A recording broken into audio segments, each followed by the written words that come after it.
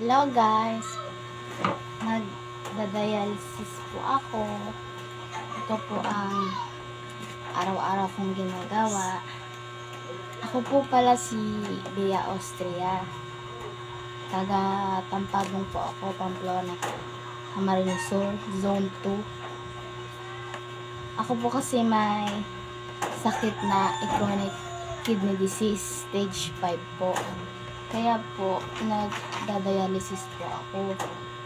Sa isang araw po, 3 beses po akong nagda-dialysis. Ito po, ang nilalagay ko sa tiyan ko. O naglilinis po sa 2 kidney ko po na sira na. Ito po ang buhay ko araw-araw. Matagal na rin po ako nagda-dialysis. 4 years na po. Simula 15 po ako hanggang ngayon na 20 years old po ako. Ito po, alisin ko po yan. Tapos sinabit ko na po yung pang-dialysis. Ito po. Ito lang po, ilalagay ko po. Ito po yung butas ko. Operahan po yan. Tapos ito po. Dito na po yan. Tapos, bubuksan ko po yan.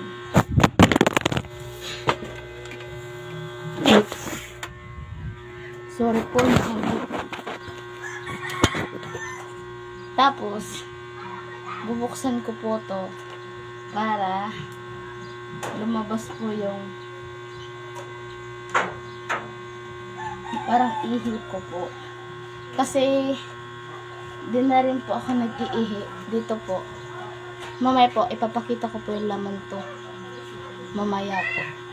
Magdidrill na muna po ako. Yan po, lumalabas na po. Ito. Yan po. Lumalabas na. Mamaya na muna po at ganito po ako mag-drill para yung madumi ko pong yung naglinis po sa kidney ko para mailabas ko naman po yung parang ihi ko po. Asdos na po kasi kaya kailangan ko po ng dialysis. Mag-drill na muna po ako. Ayan po. Tatapos na po akong mag-drill. Pasensya na po kasi napagod po ako. Kakaganyan ko po kaya nahihirapan po akong huminga na. Kakapagod po kasi.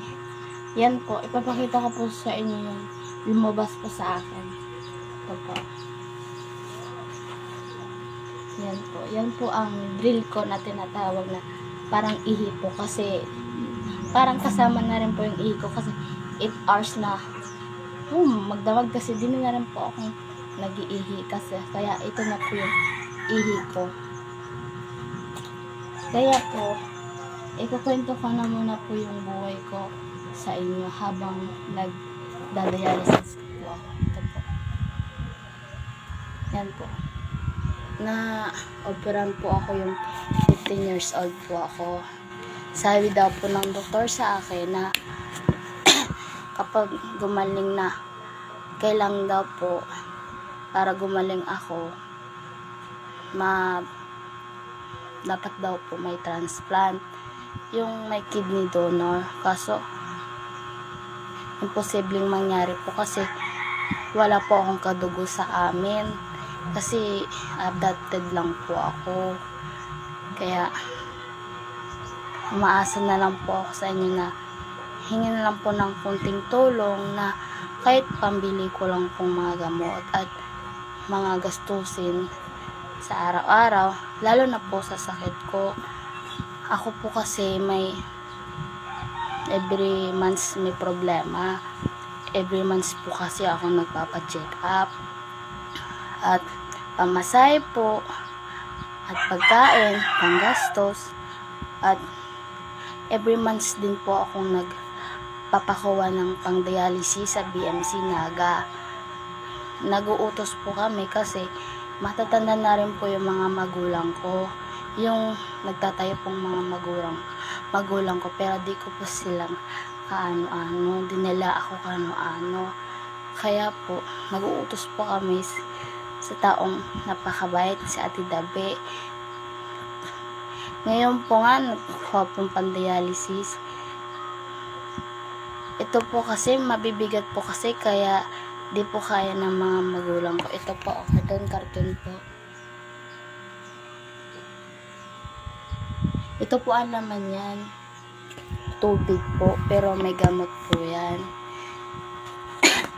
Sa araw-araw kong gamutan, sa araw-araw na pagkain, yan lang po sana ang kailangan ko. Kaya po sana, hingi ko po sana ang tulong nyo. Ay konting tulong lang po, pandagdag lang pong pangbili ko pong gamot at pangangailangan namin araw-araw. Kasi yung mama ko, siya po yung nag-aalaga sa akin. At yung papa ko, matanda na rin po, pero nag-extra po siya sa construction. At nagtatanim-tanim na rin po sa bukid para may pang araw-araw na pagkain kami. Pero gusto ko pa pong gumaling at makatulong sa pamilya ko, kasi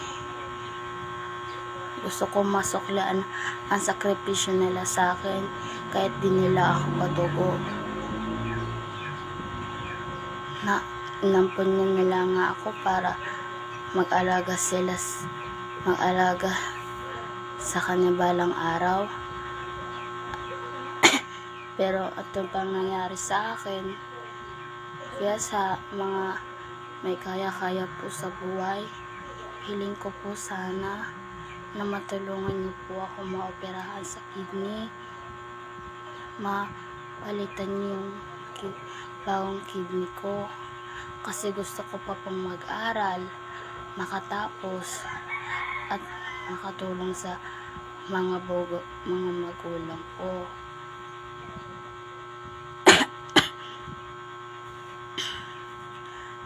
At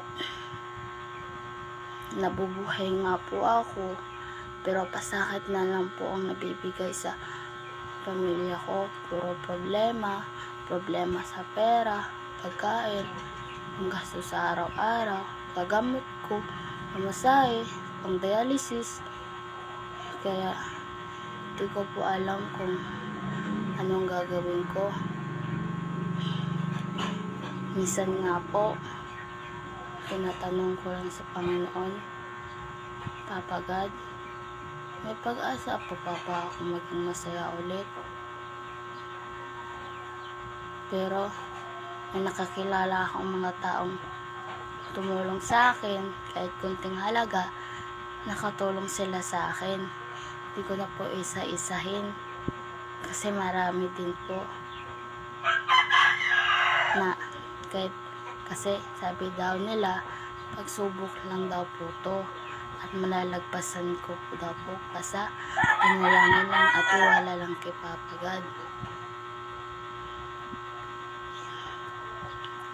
Pasensya na po sa mga hugot ko nahihirapan na talaga po ako, at pagod na rin po ako sa buhay ko to.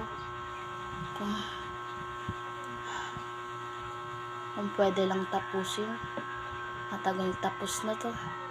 Kasi ayoko pong nakikita ang mga magulang ko nahihirapan sa akin. Hindi naman nila ako kadugo. Bakit?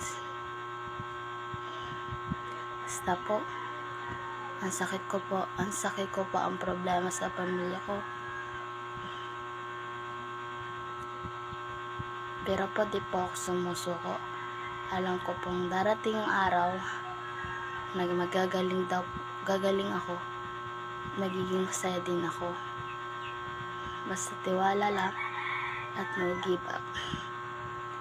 Kaya po, sa mga magagandang puso po dyan, nais ko po sanang humiling ng konting tulong sa inyo, kahit hindi na po yung transplant.